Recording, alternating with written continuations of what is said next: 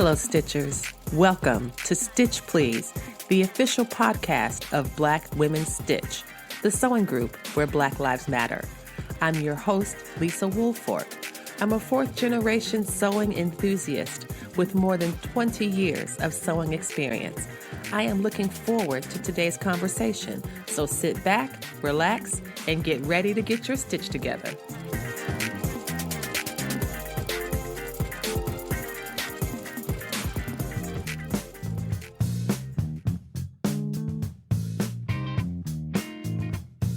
Hey friends, hey, welcome to this Fat Quarter episode. A fat quarter, if you don't know already, is a quarter yard of fabric that has a little bit of junk in the trunk, if you know what I mean. A little body yaddy yaddy. It's designed to be more useful for quilt projects such as applique or craft projects that requires a more robust piece of fabric. A fat quarter is a more consolidated version of a traditional quarter yard of fabric. A quarter yard of fabric measures 9 inches by 44 inches wide, typically for quilting cottons. And that is not particularly useful if you are using paper piecing, for example, as a way to assemble your quilt. So instead of using that long, skinny rectangle, they use a fat quarter. And so this episode is our fat quarter episode. A fat quarter in the context of Stitch Please means that we are going to help you get your stitch together 18 and 22 minutes or less. That's right. Each Fat Quarter episode will be 18 to 22 minutes or less. So here we go. Today's Fat Quarter topic is KAM snaps. That's KAM snaps. KAM snaps are a surprisingly useful tool. They are excellent substitutes for buttons and metal snaps, and I really like KAM snaps because they are strong, they are flexible, and they work in a variety of applications, some of which you might not even imagine. Let's get started talking about what exactly a KAM snap is. KAM snaps are a reliable substitute for buttons. The buttons do indeed have to be small. The KAM snaps you'll find are less than the size of a U.S. dime, so they are small. However, they are small and mighty. I like to say that KAM snaps are a perfect combination of form and function. The form of the KAM snap allows it to do its function very well. And by form, I mean the chemical composition. KAM snaps are made of a special, and I'm sure trademarked, polyoxymethylene, or POM, polyoxymethylene, a high-density plastic that is stronger and more durable than other kinds of plastic. Also significant for folks in California or everywhere that's interested in questions of health and children's safety, they are BPA-free. They have been tested for lead and phthalate content, so they comply with CPSIA regulations for children's products. Also, because they are X-ray safe, you can find them used in hospitals as well, like on hospital gowns. So you know that if you're choosing a KAM snap, KAM snap, that it's going to be safe and strong. A KAM snap is made up of 4 parts. There will be 2 caps, 1 socket, and 1 stud. A cap looks like a thumbtack. It is shiny on the top, and it has a protrusion, like a thumbtack, that is used to penetrate the socket or stud to affix them to your garment. The socket is a larger raised circle that the stud, which is a smaller raised circle, fits inside. So both of these things are round. Both of them are smooth. One is raised in the center, and the other is flat. But one thing fits inside the other. Some describe the socket and the stud using gendered language. They will say that the socket is female and the stud is male. I find that problematic and unnecessary. There's no need to reinforce heterosexist gender norms about what people can do with their bodies in order to install snaps in a baby's onesie. It doesn't make any sense. So I use the terms bowl for the socket and cup for the stud. Because when you're stacking dishes, it's really easy to put a cup inside a bowl. And we don't have to reinforce gender norms and gender language in something that doesn't need to be gendered in order to be understood. Instead of saying socket and stud, if that works for you, you're welcome to think that. I'm going to say cup and bowl because that's what I do when I'm trying to lay out my snaps. The thing to remember is you will need twice as many caps as closures. So, for example, if you have a garment that has 8 buttons and you want to instead use 8 snaps, you will use 8 cups, you will use 8 bowls, and how many caps will you use? 16, because you will need a cap to hold your bowls and a cap to hold your cups onto your garment. Do you know how sometimes a quilt is referred to as a quilt sandwich? You have your quilt design on the top, you have your batting in the middle, and you have your backing on the back. Those 3 things together are a quilt sandwich. The KAM snaps are similar. It's a sandwich, except that it's really small. So maybe imagine like a bunch of very tiny hamburgers. If you're looking at the right side of your fabric, you poke a hole through your fabric with an awl. An awl, an AWL, often comes with any KAM set that you buy. You are looking down at the right side of your fabric. You poke a hole in your fabric. You then take a cap and put it pointy side down through that hole. You flip it over, and what do you see? You see the wrong side of your fabric, and you see a little tiny sharp point from the snap cap pointing right at you. You then take either your bowl or your cup and nestle it right on top, and then you have a little tiny sandwich. You take that sandwich and you transfer it to the base of your pliers. Squeeze the pliers, applying firm pressure.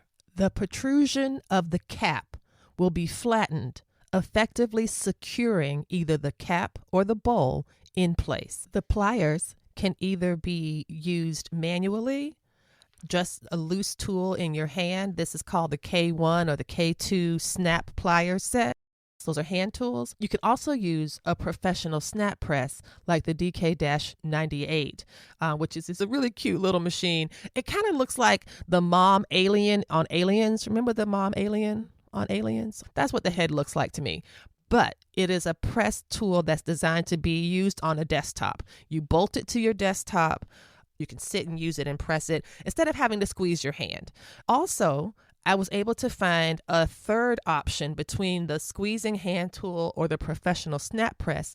There are people who make wooden bases for your K1 or K2 hand tool to go into. That way you can insert your hand press into the wooden base that's been specifically created for it and get a similar effect as a professional snap press for a fraction of the price. This is not a complete and total replacement. If you're doing a lot of snaps, you will want a professional snap press.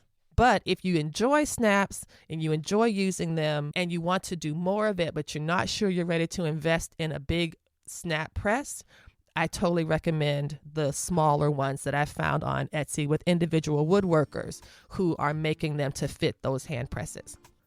You're listening to the Stitch Please podcast, and we're talking today about KAM snaps for our Fat Quarter episode.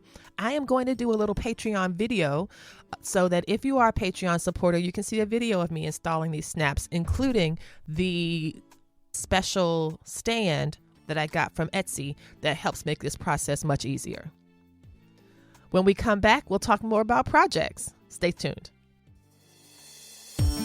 Hey friends, hey. The Stitch Please podcast is about to publish its 100th episode. That's right, 100 episodes.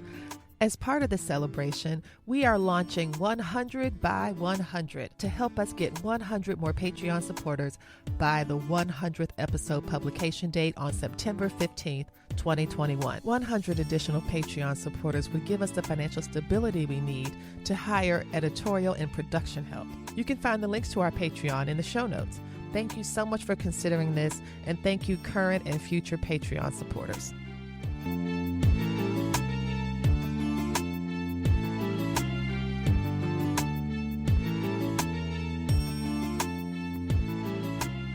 Hey friends, welcome back to the Stitch Please podcast. You're listening to a Fat Quarter episode about KAM snaps. KAM snaps are very popular for children's clothing.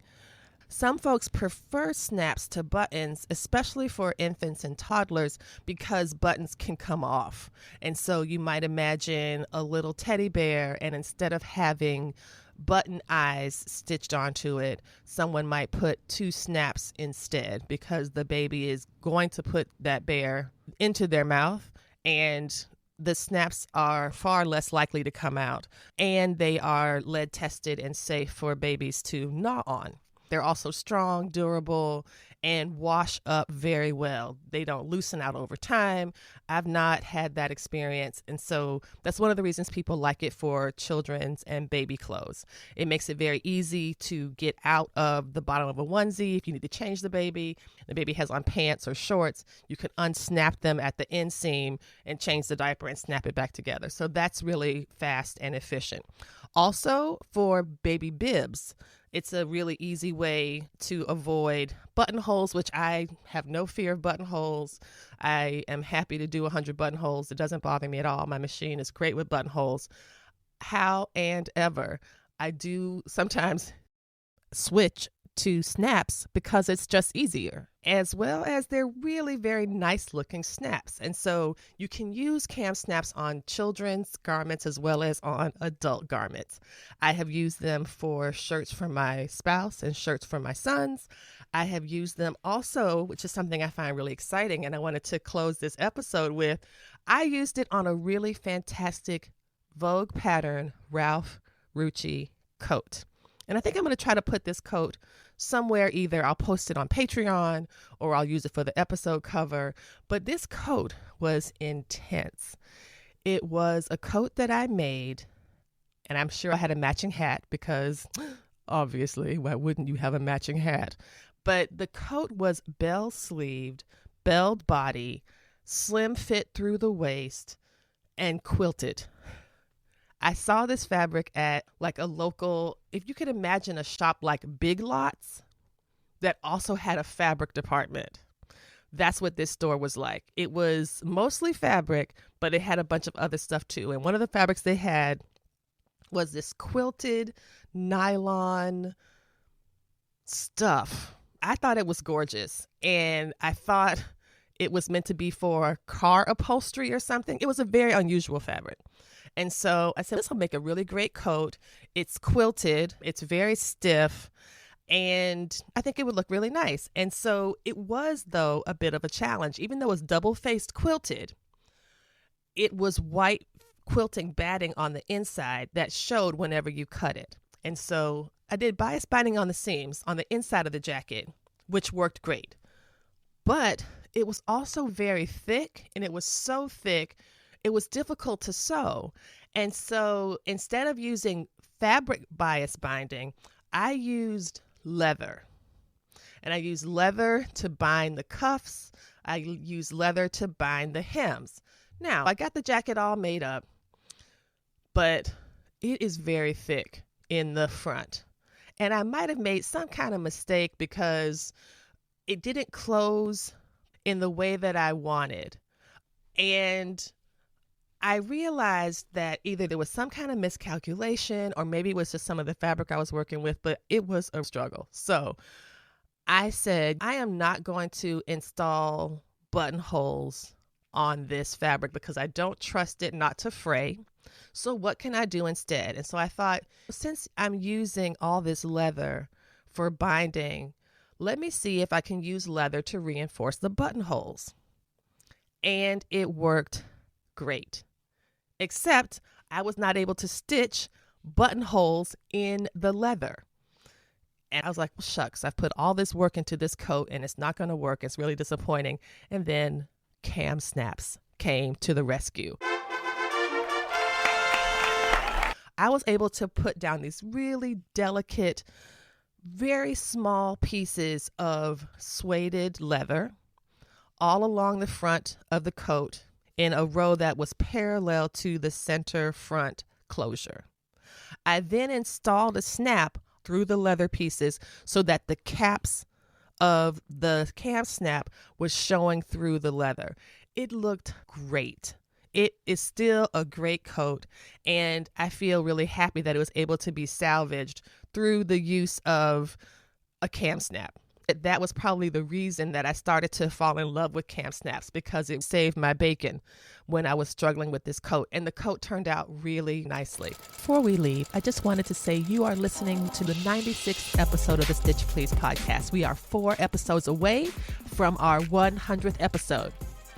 If you are able to join in the 100 by 100 campaign to help us get 100 additional Patreon supporters by September 15, 2021, we would really appreciate you joining us. For as little as $2 a month, you can help the podcast become self-sufficient, self-sustaining, and a lot less draining for yours truly.